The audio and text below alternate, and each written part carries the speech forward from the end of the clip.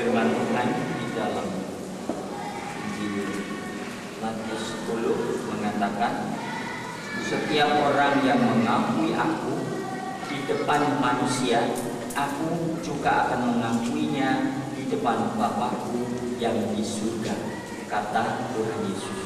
Tuhan Yesus, kami berkumpul di tempat ini juga sebagai pengakuan kami kepada dunia, kesaksian kami kepada dunia bahwa kami mengakui nama-Mu Tuhan Yesus. Oleh karena itu ya Tuhan, betapa indahnya jika Engkau juga mengakui nama kami di hadapan Bapa di surga. Tidak ada yang lebih indah daripada itu Tuhan, jika nama kami dikenal oleh Bapa di surga. Terima kasih Tuhan, maka untuk kesempatan ini di mana malam hari ini kami boleh berkumpul di tempat ini. Juga kami mau mengingat akan kematian Tuhan di kayu salib 2000 tahun yang lalu. Ya Tuhan, biarlah Kau berfirman kepada kami, Roh Kudus memampukan kami untuk mengerti akan kebenaran itu. Tuhan, sementara kami masuk ke ruangan ini, kami yakin Engkau sudah berbicara kepada kami masing-masing dengan berbagai cara. Ya Tuhan, kami persilahkan Kau berbicara, terus berbicara kepada kami pribadi lepas pribadi, sehingga kami boleh pulang dari tempat ini dengan satu kekuatan yang baru. Tuhan, tiap hari Jumat malam kami ada di sini, Kau segarkan kembali, Kau utus hamba-hamba-Mu, Engkau pakai hamba-hamba-Mu untuk berbicara kepada kami. Terima kasih Tuhan, kami mau terus mempersiapkan diri sampai Engkau datang. Sukacita surgawi ada pada kami semua. Terima kasih. Jika sebentar kami merenungkan firman-Mu, biarlah Kau urapi kami semua.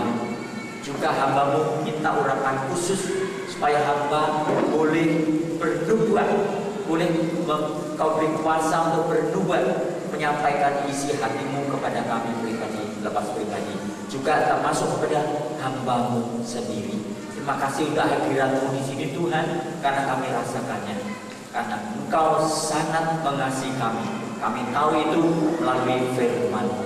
Terima kasih Tuhan.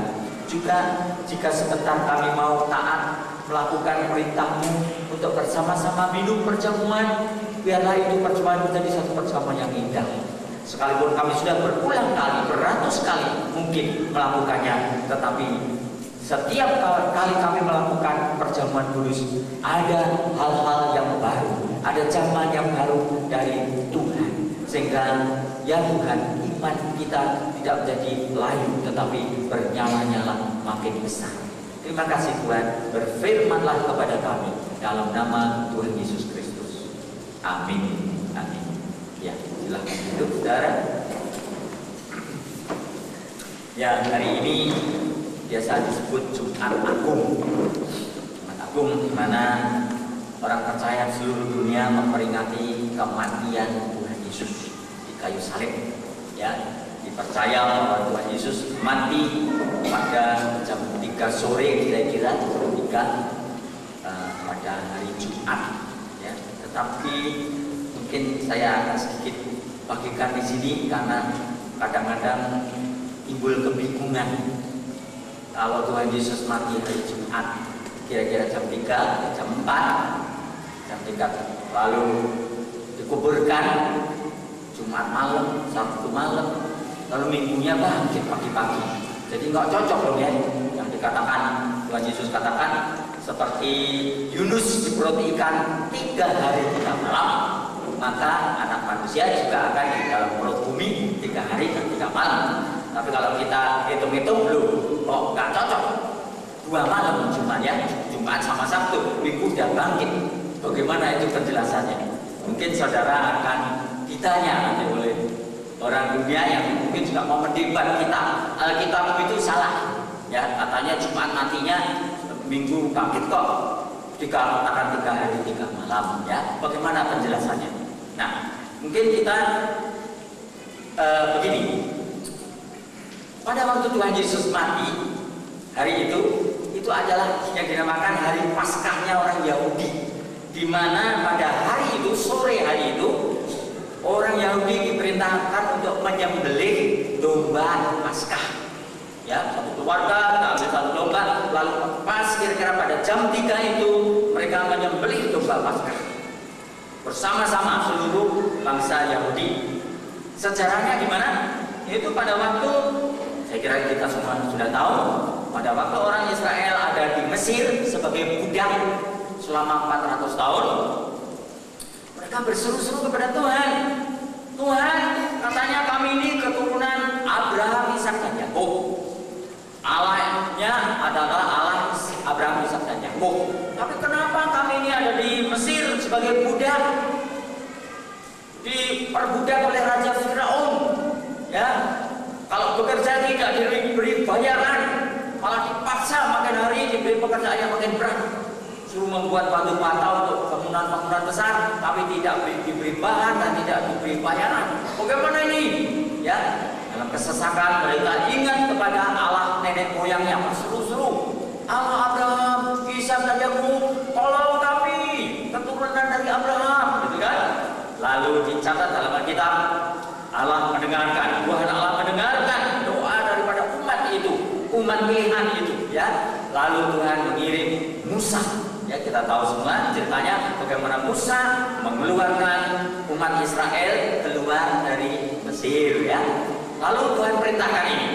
Pada hari sebelum kamu berangkat nanti malam hari, kamu harus sembelih satu domba dan ambil darahnya, oleskan di ambang pintu setiap rumah, dioleskan di darah domba itu di ambang pintu, sehingga nanti kalau Tuhan mengutus malaikat untuk membunuh setiap anak sulung, maka jika malaikat itu melihat darah di ambang pintu, maka malaikat akan lewat.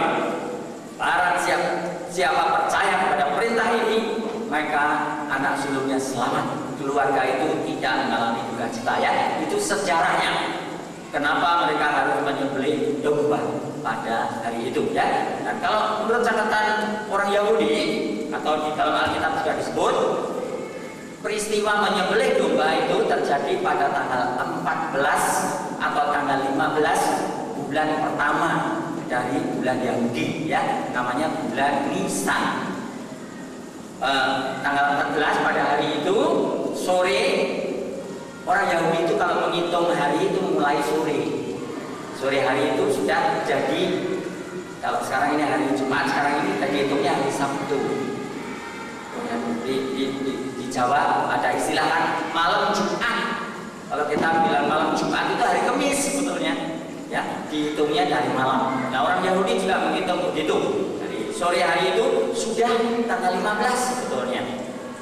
Tuhan katakan sembelih domba Paskah itu pada tanggal 14, peralihan 14-15 itu sore harinya sembelih.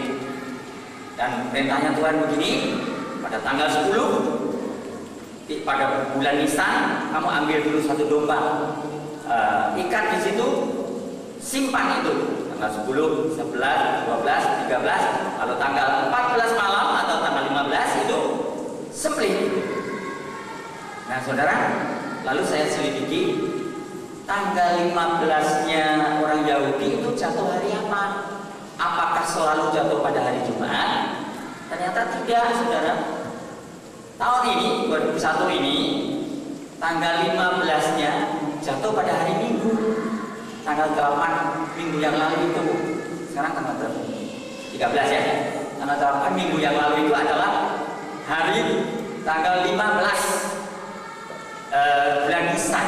Jadi domba disembelih tanggal 15 waktu minggu yang lalu itu, bukan hari ini, ya.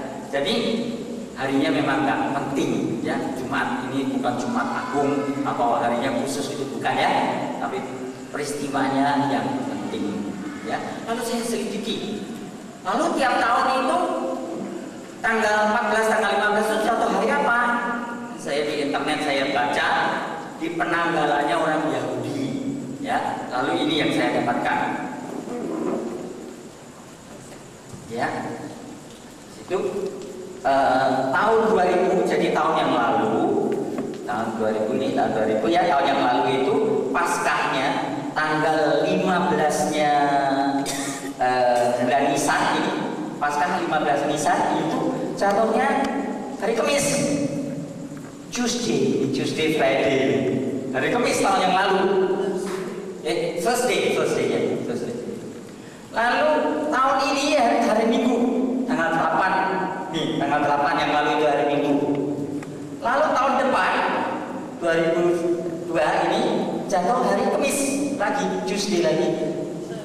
Thursday ya, sorry. Thursday. Lalu tahun 2003 hari Kamis lagi, Thursday lagi. Tahun 2004 Tuesday, hari Selasa. Tunggal. Paskah tidak selalu jatuh pada hari Jumat. Ini hitungannya orang Yahudi ya. Lalu tahun 2005 hari Minggu lagi. Tahun 2006 Kamis lagi. Ya. Paling banyak terjadi pada hari Kamis malam. Jadi Tuhan Yesus mati disalib, mengembuskan napasnya yang terakhir disalib, kemungkinan besar adalah pada hari Kamis malam. Cocok kan? Kamis malam, Jumat malam, Sabtu malam, Minggu pagi. Ya, jadi saudara-saudara di Gerbang, katakan ini, hitungannya orang Yahudi adalah begini ya. Saya tidak tahu kenapa hari ini ditetapkan sebagai hari Jumat Agung. Saya tidak tahu. Harusnya Minggu Agung gitu, tahun berapa? Minggu yang lalu ya. Saudara, sekarang bisa jawab. Karena kita tidak salah. Tuhan katakan 3 hari 3 malam aku ada di dalam perut bumi sungguh-sungguh 3 hari 3 malam. Alkitab itu adalah satu kitab yang tepat, tidak bisa salah ya, tidak bisa salah walaupun nampaknya salah tapi tidak salah ya. Jadi sedikit penjelasan. Nah, saya kira kisah tentang Tuhan Yesus disalib sudah kita tahu, tapi kita akan simak satu hal pada malam hari ini. Mari kita lihat dari Injil Yohanes. Mentang-mentang ini pendeta lokal, ya dikasih minum.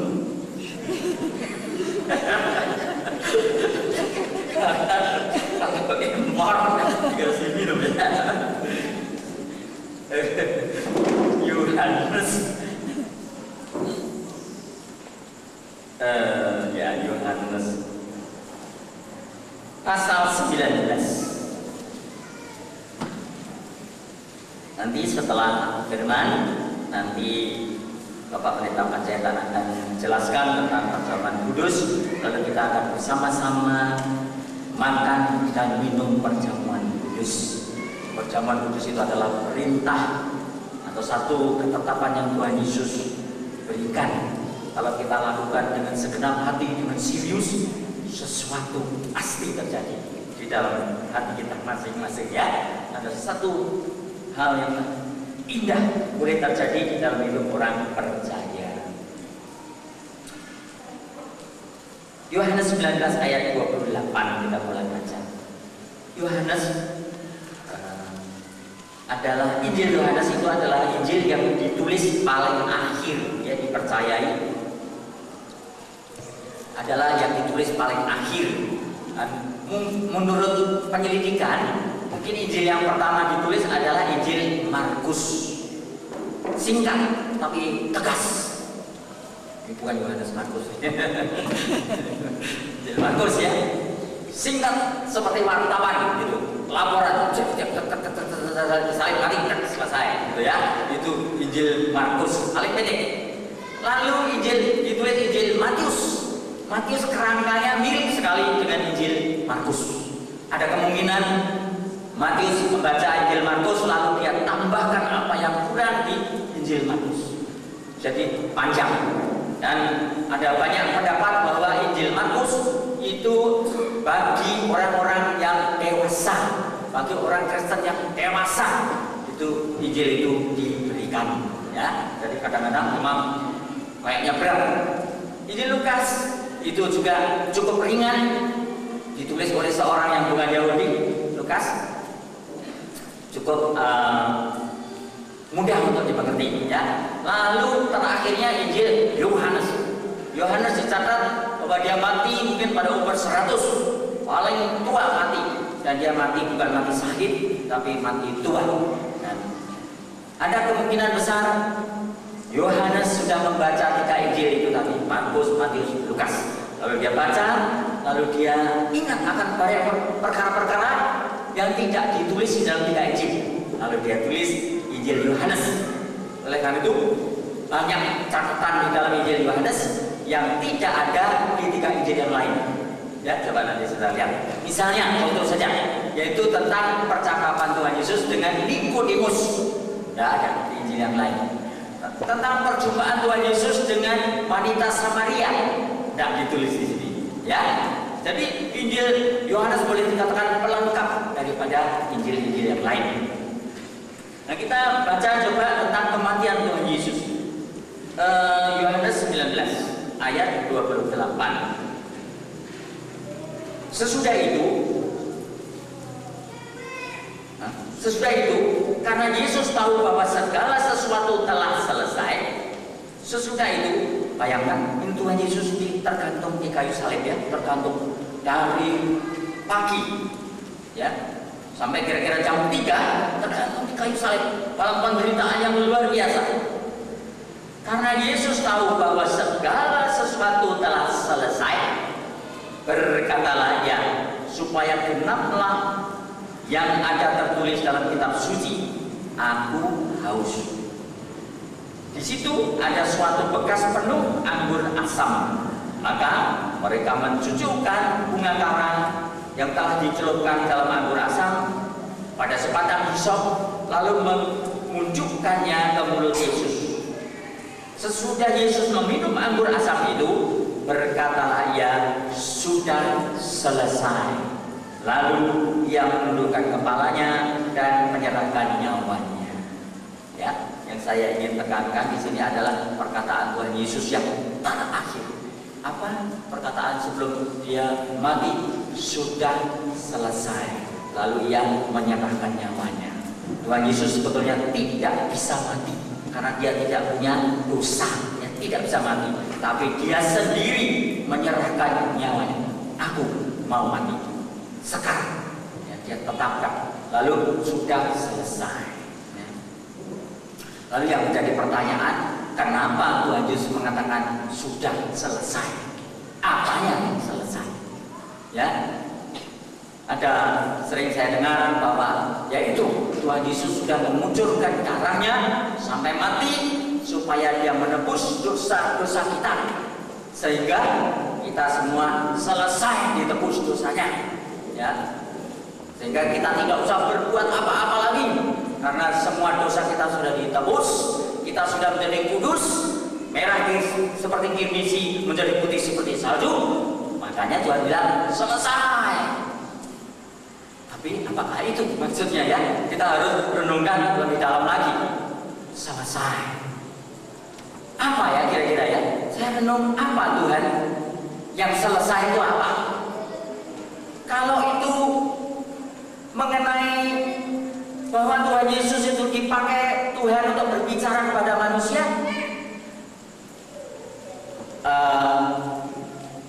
di Ibrani 1 kan dibilang gitu, ya. Pada zaman dahulu Allah berfirman atau berkata-kata kepada manusia melalui nabi-nabinya, ya.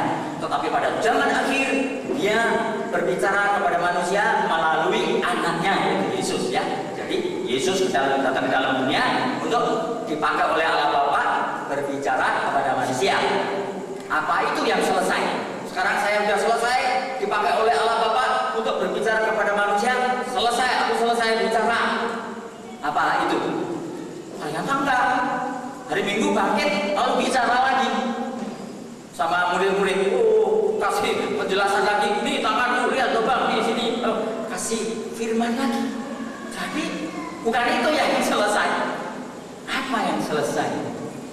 Lalu kita renung, untuk apa sih Tuhan Yesus datang ke dalam dunia? Menebus dosa manusia. Ya, saya sering begitu ya. Ya itu juga. Tapi pada intinya apa?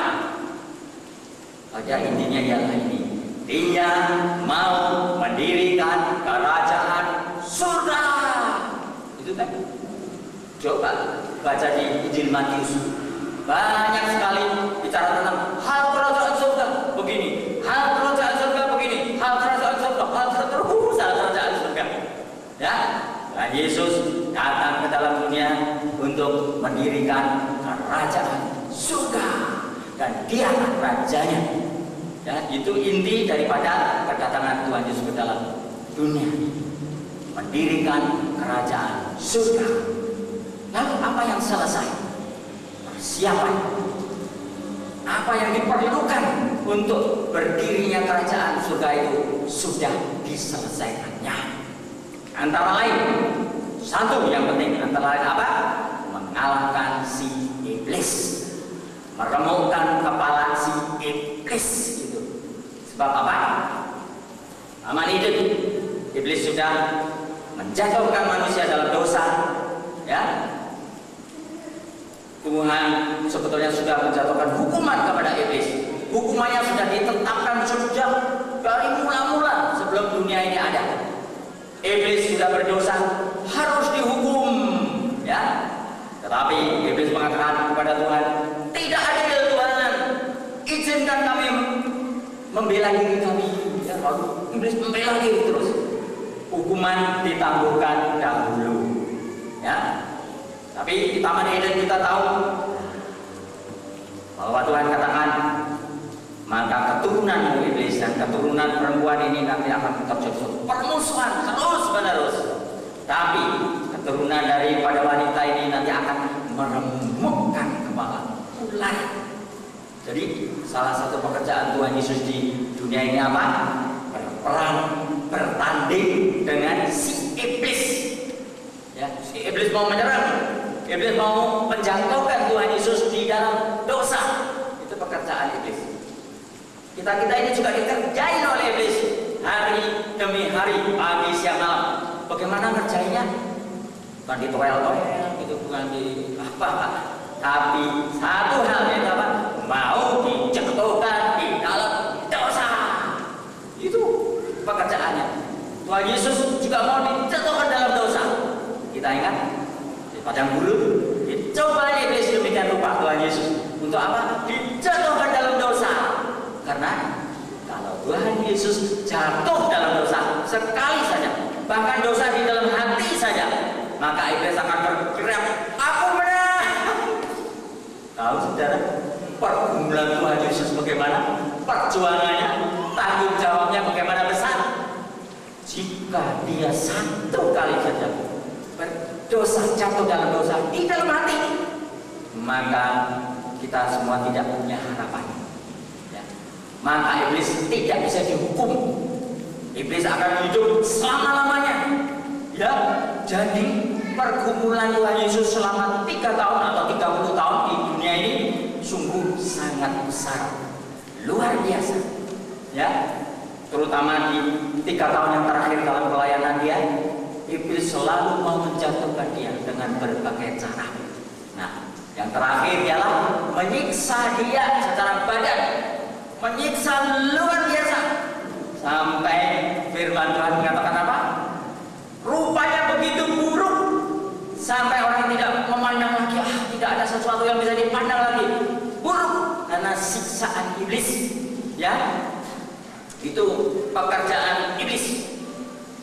Menyiksa Tuhan Yesus demikian rupa supaya apa? Supaya dalam hatinya timbul pemberontakan. Penderitaan manusia yang bagaimanapun Tuhan Yesus sudah alami. Ya, dihina, banyak penghinaan. Berbuat baik-baik dibilang kerasuk setan. Ya, menyembuhkan orang baik-baik dibilang melanggar firman, melanggar Taurat, dan macam-macam. Segala penderitaan manusia sudah diderita oleh Tuhan Yesus. Sebutkan apa? Oh, kalau sakit gigi belum pernah. Sakit segala udah.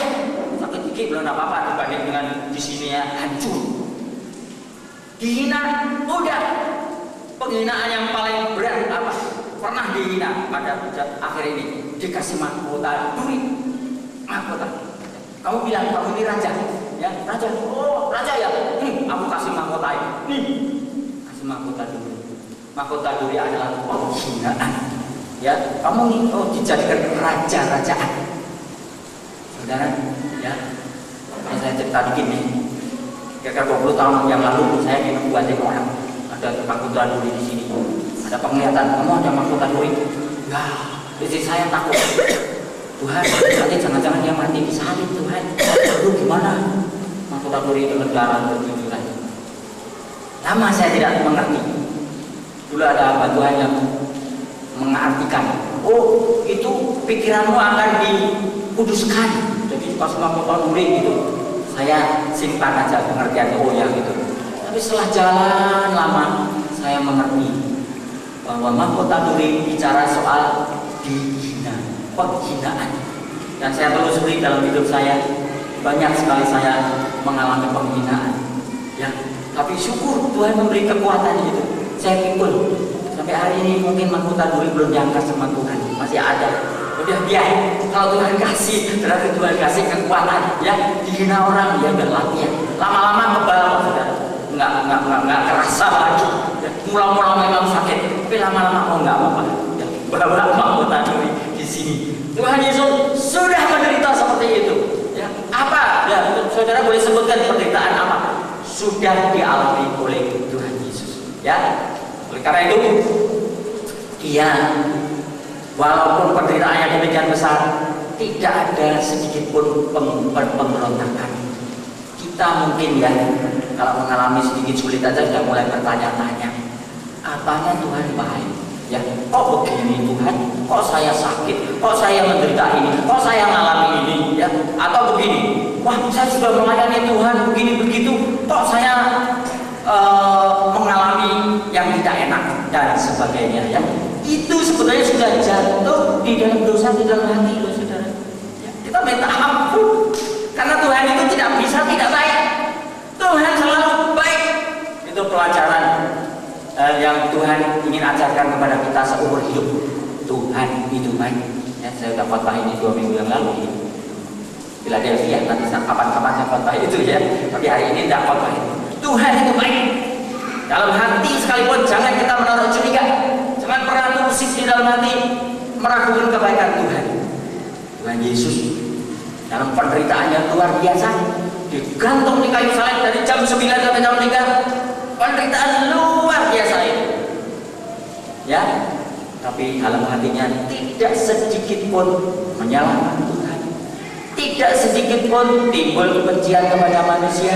Malah Tuhan Yesus bilang apa? Bapa, ampunilah mereka itu. Mereka tidak tahu apa yang mereka perbuat. Ya, ini bukan sandiwara, tapi sungguh-sungguh keluar dari hati Tuhan Yesus. Di dalam hati pun Tuhan Yesus tidak melakukan dosa sedikit juga. Oleh karena itu, setelah sampai waktunya, kita kira-kira mungkin jam 3 sore, Tuhan katakan, sudah selesai. Antara lain berkata kepada iblis, iblis, waktumu habis, waktumu mencobai aku habis. Ya, kita nggak tahu perjanjiannya Tuhan sama iblis dulu, mungkin sampai bulan Nisan tanggal 14 menjelang 15 waktumu sampai situ iblis. Ya, jadi tahu. Lalu Tuhan Yesus katakan, sudah habis waktumu, selesai, dan aku menangkan iblis. Tidak satu pun dosa timbul di dalam hatiku. Aku tidak berbuat dosa. Selesai. Ya, bagi manusia kematian itu menyedihkan. Ada sementara sekte Kristen yang kalau memperingati Paskah begini atau Jumat Agung begini nggak boleh tertawa. Aku sedih dong, memperingati orang mati kok ketawa-ketawa bagaimana? Sedih pakai pakaian yang hitam-hitam gitu. Tapi kita justru apa, saudara? Kematian Tuhan Yesus itu merupakan satu kemenangan. Sudah selesai iblis, aku menang. Kamu nggak bisa kan jatuhkan aku. Tidak ada satu dosa pun sedikit pun timbul dari aku. Ya, kamu kalah. Satu tulang kepala ular hancurkan. Ya, iblis itu sudah di bawah kuasa Tuhan Yesus. Sudah selesai. Dan barang siapa mempercayakan diri kepada Yesus, kemenangan itu boleh kita miliki. Kita sekarang juga yang percaya kepada Tuhan Yesus punya kuasa atas iblis. Pergi iblis. Aku punya kuasa mengusir kau. Ya, ingat di Markus juga dikatakan ada orang percaya diberi kuasa untuk mengusir setan. Pada waktu Tuhan Yesus mengutus murid-murid juga diberi itu, aku beri kau kuasa untuk mengusir setan. Jadi sekarang jangan takut sama setan. Kalau ada orang kerasuk, usir sendiri, tidak usah panggil Pak Panjaitan ya. Jauh ke Pak Panjaitan di Parung, nanti keburu setannya. Enggak, usir saja. Dan Tuhan bermurah hati kepada kami, diberi pengalaman itu usir-usir setan. Kayaknya mengerikan itu, tapi enggak takut. Ya, pernah ada satu anak perempuan itu di tempat gelap itu ranjangnya, kamu usir gitu, terus tertawa seperti nenek-nenek. Nah, belum hidupnya berdiri juga sedikit, tapi kami ingat kata firman Tuhan, kami tidak takut. Ya, kalau sudah dikalahkan, kepalamu sudah diremuk itu pada waktu Tuhan Yesus katakan sudah selesai, kepalanya. Ya saudara, berarti apa? Orang percaya itu sudah dilepaskan dari kuasa si iblis. Orang percaya sekarang sudah diberi kemampuan untuk mengabdi kepada Tuhan dengan sepenuh hati. Ya, dosa-dosa kita yang lama sudah ditebus oleh darah Tuhan Yesus yang mahal tadi. Ya, darahnya menjadi mahal. Bukannya darahnya warnanya lain, tapi darah kita merah tetap merah. Isinya tetap darah putih, darah merah sama seperti kita. Ya. Tapi kenapa darahnya menjadi mahal? Ya, saya kira saya sudah pernah cerita di sini. Mungkin saya ulangi supaya saudara tahu kenapa darah Tuhan Yesus jadi mahal. Karena Tuhan Yesus tidak berdosa, tapi dia dianiaya. Ya, karena tidak berdosa tapi dianiaya, maka darahnya jadi mahal. Saya kasih contoh. Kalau orang ini bapak dituduh sama pengadilan, kamu sudah melakukan pembunuhan, hukum 15 tahun. Wah, bapak udah enggak, saya enggak pembunuhan, tapi bagaimana? Pengadilan menjatuhkan, enggak, kamu terbukti bersalah membunuh. Orang itu jadi dijatuhi hukuman 15 tahun penjara. Ya, bapak udah jalani 10 tahun gitu di penjara. Saya enggak bersalah. Kasus ini ada, saya lihat di TV, ada di Amerika, jalani 15 tahun apa nggak salah. Aduh, dia di penjara seumur hidup. Dia nggak bersalah gitu. Tapi satu saat karena sesuatu hal terbukti bukan dia yang bersalah. Ini kejadian betul ada di Amerika. Nah, misalnya bapak sudah menjalani 10 tahun penjara itu, terus tahu-tahu pemerintah tahu, oh bukan bapak itu, bapak yang mirip sama bapak itu yang membunuh itu udah mengaku. Ya, lalu itu bapak yang pembunuh betul dihukum, lalu bapak dibebaskan tentu ya, nggak bersalah kan. Bapak pulang saja bapak. Kira-kira gimana bapak? Marah apa enggak? Enak saja, saya nggak salah dihukum 10 tahun. Ya, emangnya di penjara enak gitu. Ya, bapak pulang nggak terima kan? Pemerintah ini apa semenang-menang? Aku minta ganti rugi, bilang gitu kan bapak. Lalu pemerintah pasti mengiyakan itu adil. Kamu boleh minta ganti rugi. Sekarang berapa ganti ruginya? Bapak, kalau udah dihukum 10 tahun, minta berapa Pak? 100 juta ya Pak ya? Oh? 100 juta? 10 tahun kalau di penjara diganti 100 juta, kayaknya nggak mau. Di penjara nggak enak kalau dia bisa mati di dalam penjara. Ditusuk. Wah, pasti bapak minta penggantian besar. Ya mungkin ya udah 500 juta deh, lumayan deh. Kerja seumur hidup juga sudah ngumpulin 500 juta atau 2 miliar, kayak gitu ya. Itu baru dihukum 10 tahun tanpa bersalah, ya.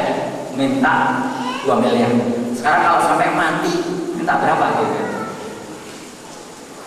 Wah, nggak bisa terbayang, ya. Minta ganti rugi berapa? Aduh, diganti 10 miliar juga. Aduh, nggak bisa dong. Mati bagaimana? Betul? Nah, Tuhan Yesus juga begitu. Dia dianiaya sampai mati, nggak ada salah. Jadi iblis berhutang kepada Tuhan Yesus. Besar, luar biasa. Nah, oleh karena itu disebutkan darahnya mahal. Darahnya dapat dipakai untuk menebus manusia-manusia di bawah kuasa iblis. Ya, saya datang, Tuhan Yesus, beli saya orang berdosa. saya itu anteknya iblis. Oh itu bapak saya iblis itu menguasai saya terus, beli saya Tuhan Yesus. Tuhan Yesus urusan sama iblis. Itu anak buahmu si Rudiman minta dibeli sama saya. Ya, ini apa ya? Bayar sama Tuhan Yesus. Kalau saya dibeli, wah senang.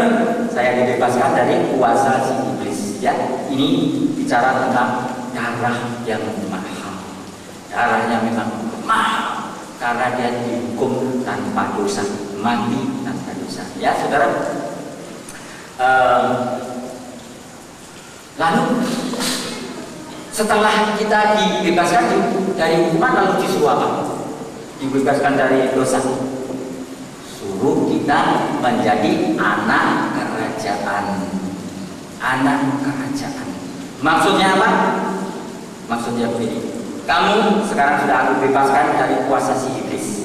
Sekarang kamu bisa, kamu dapat hidup sesuai dengan kehendakmu. Kau sekarang mampu untuk melakukan perintah-perintah Allah. Jadi jangan salah saudara. Jadi orang Kristen jangan utangnya dibebaskan. Kenapa? Ya udah diam aja. Oh tidak saudara. Kita ini diberi kemampuan untuk hidup kudus, untuk melakukan hal-hal yang baik di mata Tuhan. Percaya nggak? Kayaknya mau bengong. Kita ini setelah ditebus berarti dimampukan untuk melakukan hal-hal yang baik. Pendebat mungkin katanya manusia nggak ada yang baik, tidak ada sesuatu yang baik dari manusia. Memang dahulu tidak ada yang baik, dahulu kita tidak bisa melakukan hal-hal yang baik. Tetapi setelah kita membiarkan diri kita ditebus oleh Tuhan Yesus, sekarang aku mampu melakukan hal-hal yang baik. Orang Kristen harus lebih baik dari orang dunia, harus jauh lebih baik daripada orang dunia. Itu panggilan orang Kristen. Ya saudara, ingat Tuhan Yesus memberi perumpamaan. Ada seorang raja memanggil 10 hambanya, lalu diberinya setiap hamba itu 1 mina, ya 1 mina masih 1 mina. Lalu Tuhan itu berpesan, kembangkan ini, harta ini sampai aku datang. Lalu Tuhan itu pergi. Pada waktu sudah sekian lama, Tuhan itu datang dan bertanya, bagaimana dengan uang mina yang sudah aku berikan dahulu? Satu mengatakan, yaitu ditulis di dalam Lukas 19. Tuhan, mina yang satu ini sudah aku kembangkan dengan giat Tuhan. Maka ini sekarang menjadi 10 mina. Ya. Lalu Tuhan itu katakan, baik sekali hambaku, masuk ke dalam sukacita Tuhanmu. Atau aku beri kau kepercayaan untuk memerintah 10 kota. Ingat kan? Lalu satu lagi, kamu berapa? Saya Tuhan 5 mina sudah aku hasilkan dari 1 mina dahulu. Baik hambaku, perintah 5 kota. Ya.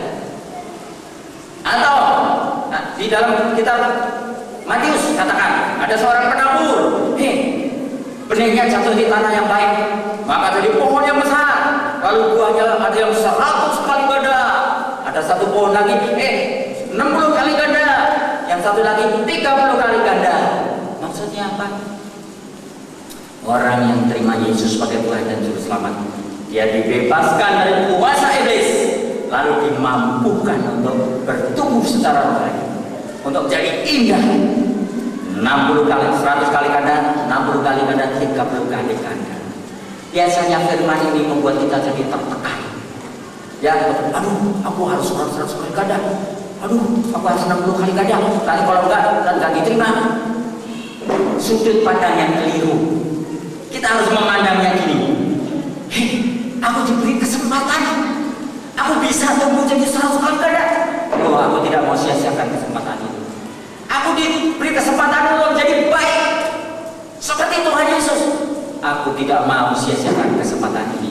Ya, saudara, sudut pandang kita harus benar. Bukan, ya, kasih beban lagi.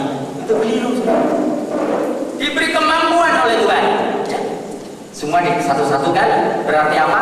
Kemampuannya sama diberikan oleh Tuhan. Kemampuan rohani, kemampuan untuk tumbuh secara rohani sama. Tuhan beri satu-satu. Tapi Sekarang tergantung dari kemauan kita.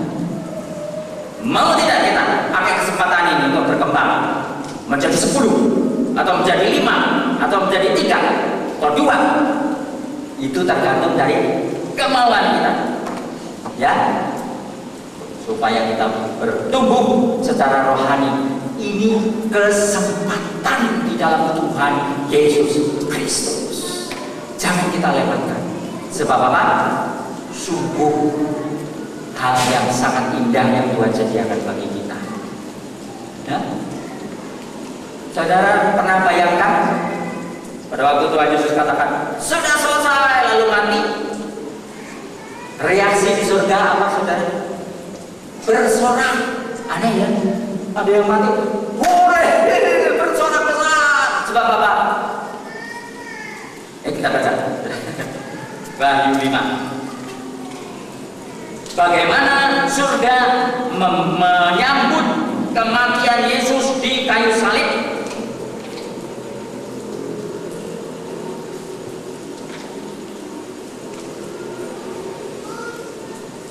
Wahyu 5 ayat 6.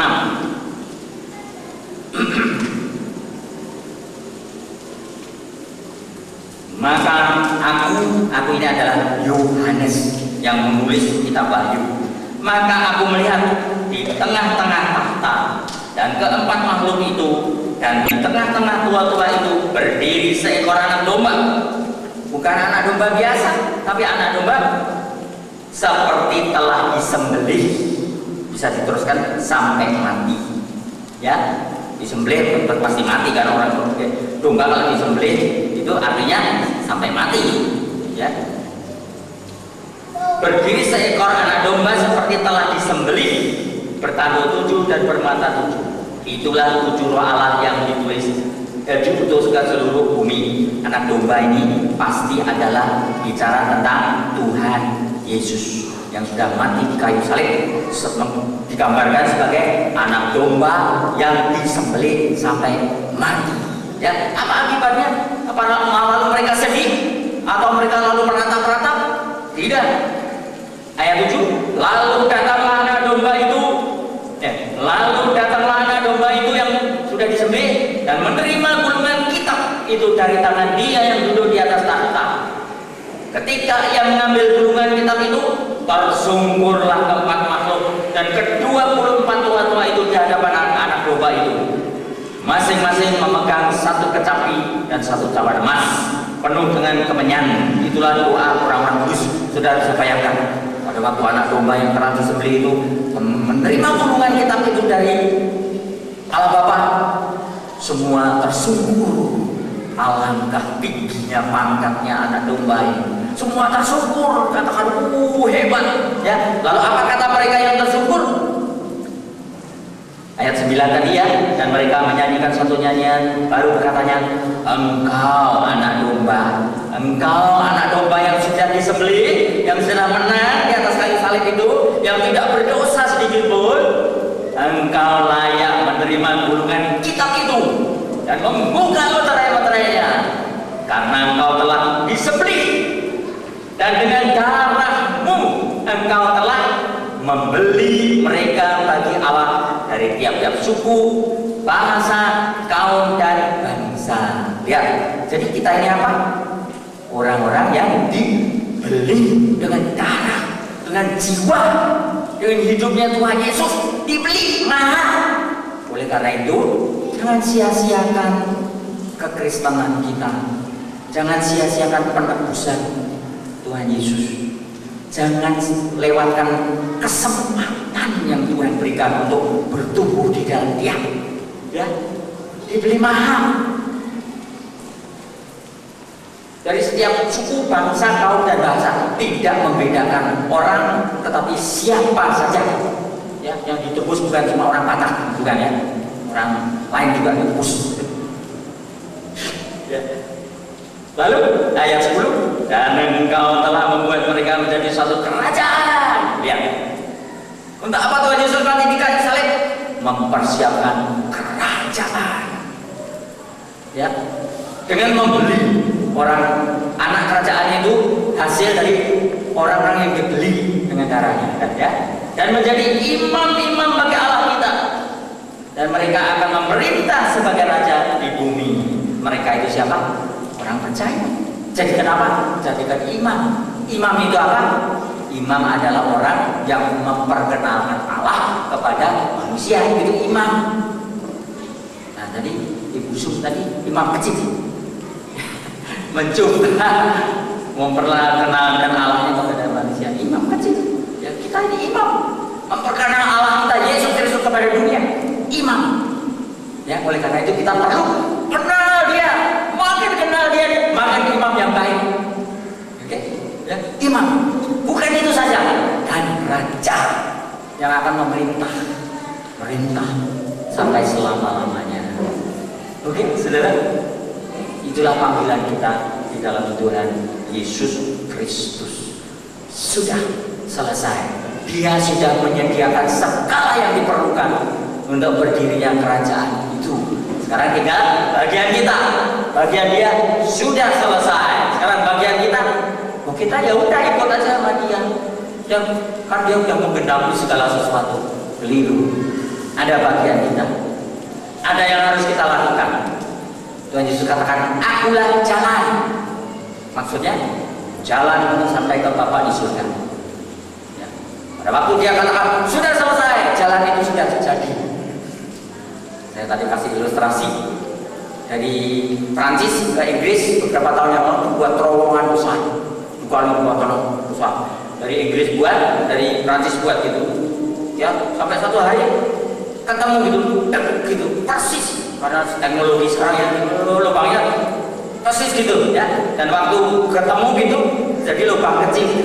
Sebelah sini orang-orang Prancis, sebelah sana orang-orang Inggris. Kamu udah selesai. Terowongan kita udah sambung. Wah, puji Tuhan. Mereka itu buka champagne, buka minuman itu, pesta, girang. Kenapa? Terowongannya sudah selesai. Lalu terowongan sudah jadi, buat jalan, mobil bisa dari Inggris ke Prancis gitu bolak-balik, nggak usah lewat laut. Dalam beberapa menit sudah sampai di sana. Ada kereta api. Jalannya sudah selesai. Tuhan Yesus gitu. Jalan sudah selesai. Lalu apa? Kalau kita pemahaman dia jalan. Tapi kita diam aja, sampai nggak? Ya, nggak sampai. Di ujung Prancis itu jalannya bagus ya, tapi tinggal di sini ada yang nggak sampai sana. Harus kendaraan mobil sana sampai di Inggris. Itu juga kita. Ya. Tuhan Yesus bukan tangga berjalan.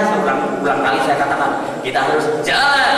Kita harus masuk, kita harus berjalan. Ya, yang larinya cepat ya cepat sampai nanti kita naik. Kalau pelan-pelan ya nggak sampai. Ada usaha bagian kita kan untuk maju. Mari kita pakai kesempatan ini berkembang di dalam Tuhan. Jadi imam yang baik selama kita ada di bumi. Latihan jadi imam. Nanti jadi imam beneran di sana ya. Jadi raja-raja. Nanti jadi raja, belum sekarang. Jangan saya anak raja, ayo layani saya. Oh, bukan dong. Nanti sekarang ini masih apa? Status kita sebagai apa sekarang ini? Budak belian. Budak belian yang direncanakan jadi raja. Nanti jadi raja, jangan sekarang raja. Keliru. Banyak orang Kristen mau sekarang buru-buru jadi raja. Nggak bisa. Sekarang adalah budak belian. Bagian kita berjuang terus sampai nanti Tuhan katakan selesai. Ya, maka jalan bagus. Baru kita boleh beristirahat. Oke? Nah, Yesus katakan sudah selesai. Aku sudah sediakan semuanya. Jalan sudah aku sediakan. Sekarang tinggal kamu jalan. Kamu jalani itu. Ya, nanti kamu akan menikmati satu sukacita abadi. Ya, tadi dijelaskan di dalam kitab Wahyu. Oke? Ya. Kita di sini juga sedang bertumbuh. Karena saudara sudah dijamah oleh Tuhan, saudara melakukan hal-hal yang baik. Kalau saudara tidak dijamah Tuhan, saudara tidak akan duduk di sini. Ngapain bengong di sini baca? Ya, nggak akan betah. Kalau saudara tidak terima Tuhan Yesus, nggak akan betah duduk sini. Setengah jam aja rasanya udah keluar. Kursinya kelapa. Pulang. Tapi saudara bisa tahan. Hampir 2 jam di sini nyanyi berdoa karena saudara sudah dijamah oleh Tuhan. Saudara sudah menjadi ciptaan baru. Saudara sudah diberi kemampuan untuk tumbuh secara rohani. Sekarang tinggal kita mau giat atau mau setengah giat atau mau lenggang kaku. Ya, buahnya nanti kita dapat sendiri. Ya, tetapi kita semua punya kemampuan untuk berbuah 100 kali ganda. Bukan saya Pak Gubernurnya 100 itu, kalau saya mungkin 10 gitu. Tidak, itu kata iblis. Kata Tuhan, semua kau punya kemampuan untuk menjadi 100 kali ganda. Sekarang apakah kamu mau? Karena tinggal kemauanmu yang kau arahkan.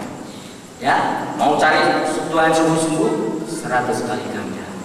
Ya, kita bisa bertumbuh rohani kita demikian rupa sehingga identik dengan buah 100 kali ganda dan seterusnya. Ya, oleh karena itu kita sangat bersyukur kepada Tuhan Yesus yang sudah menyelesaikan segala persiapan bagi kita untuk berkembang sampai tujuan akhir kita tercapai. Oke? Ya, ini jadi satu acuan di dalam hidup kita masing-masing.